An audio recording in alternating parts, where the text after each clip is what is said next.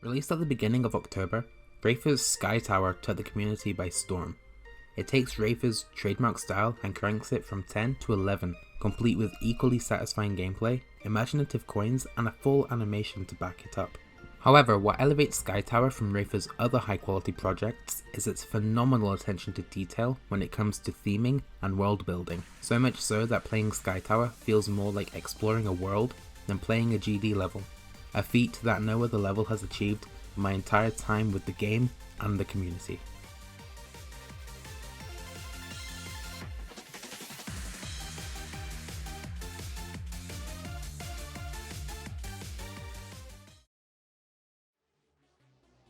Rafer's style is incredibly distinct and unique, and one he has been evolving with every new level he's released. In levels like Hold Your Colour and Slam, Rafer's designs mesh multiple types of objects that work well together with amazing colours, pulses and movement. This execution is similarly present in Sky Tower.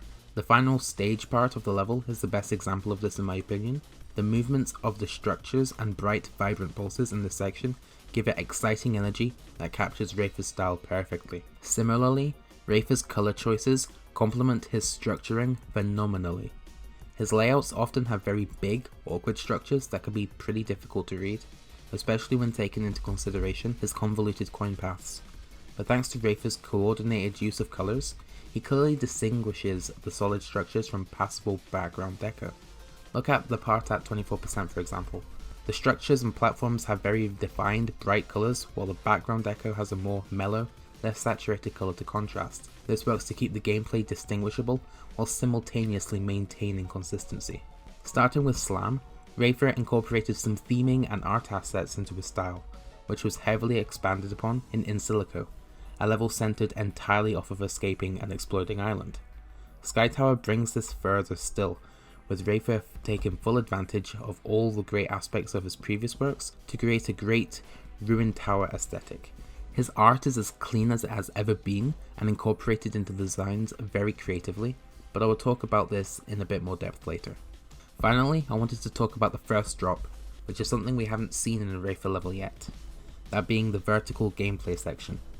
Minigames are typically very hit or miss, especially when they aren't the focus of the level, but Rafer incorporates this section masterfully in Sky Tower. It still follows his traditional gameplay flow and design style, while at the same time making art assets the main focus, and being very in theme as it does it. This is a perfect blend of design, art and theming, in the gameplay section that is usually very out of place in the design level, and I would love to see Rafer experiment more with minigame styled gameplay sections that follow what this section does in his future projects.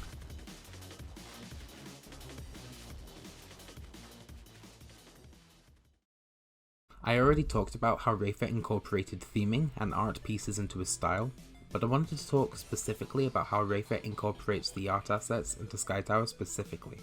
In his previous levels, Slam and In Silico, Rafer's implementation of art did help contribute to the theme of the respective section, as well as the level as a whole, but what he did differently in Sky Tower was how he made every aspect of his level design contribute to building a living, breathing world.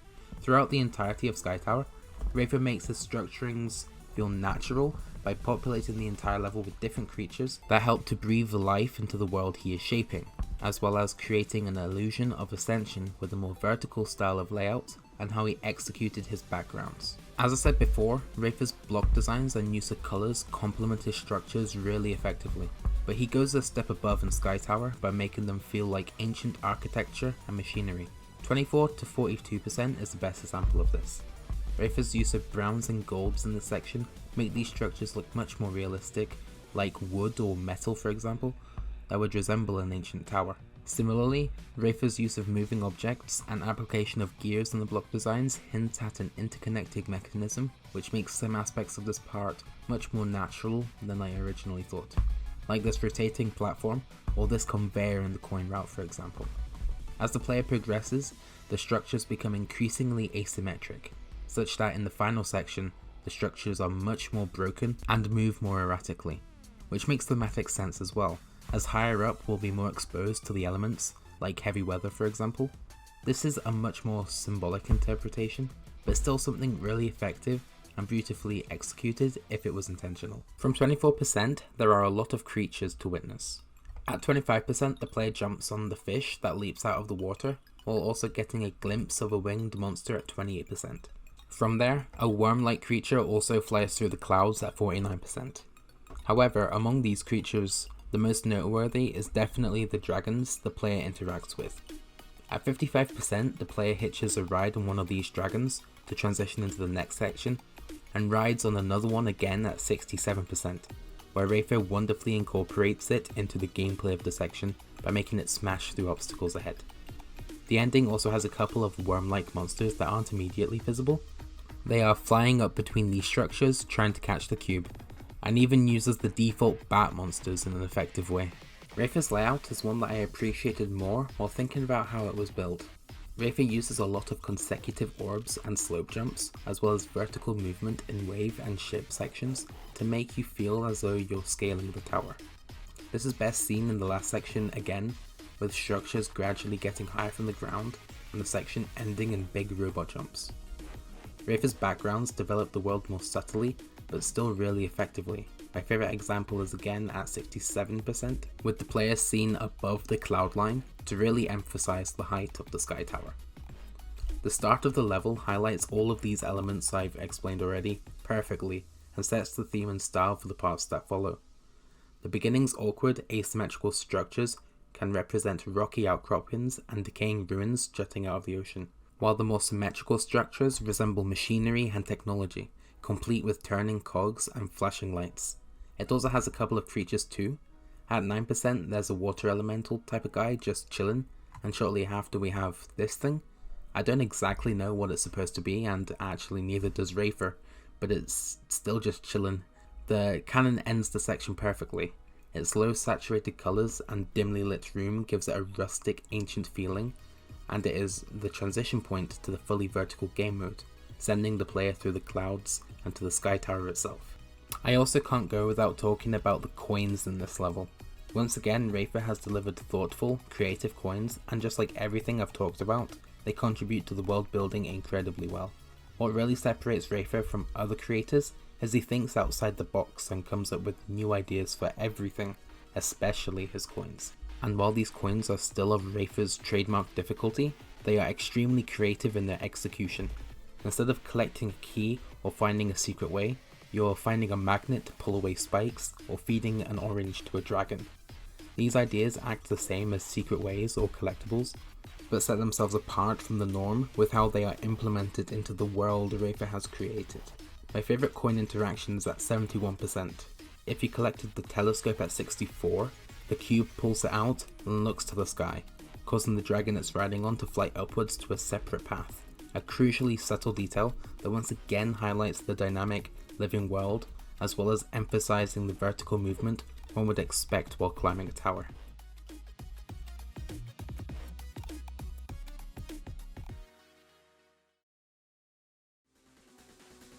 Sky Tower tells a story.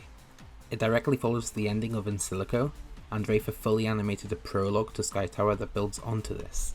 Our quest is to scale to the top of the Sky Tower to find the Rainbow Emerald for some pirates so we can get Alkali back.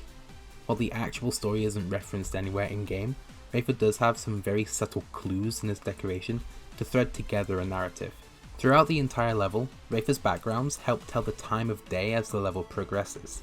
The level at the beginning starts early in the morning before the sun is even up, and progresses to daylight when we hit the tower at 24%.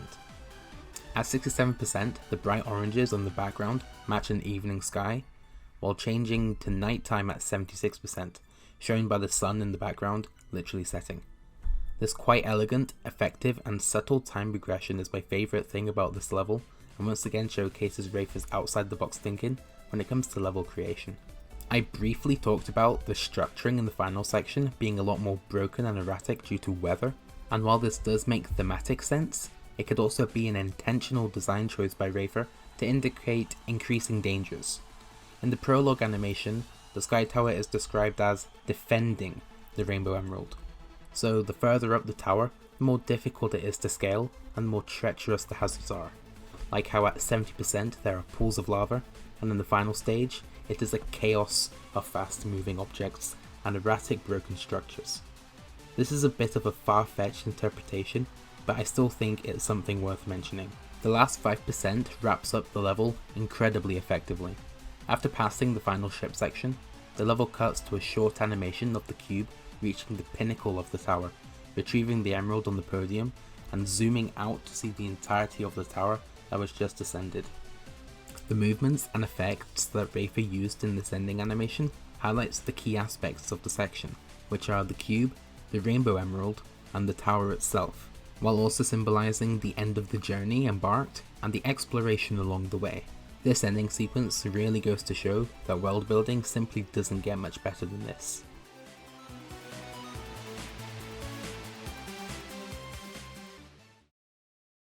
As a whole, Sky Tower really shows how much Rafer has progressed as a creator and how much attention to detail he has when designing his levels. He realized the full potential of using art assets to create a rich, dynamic world and allowed them to come to life with his trademark movements, pulses and colors.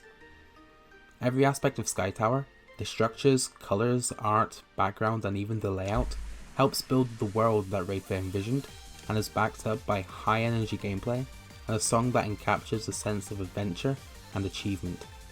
Sky Tower has all the ingredients to make one of the best levels to ever be released, and a huge factor to that accomplishment is Rafer's acute sense of subtle but significant world building and storytelling.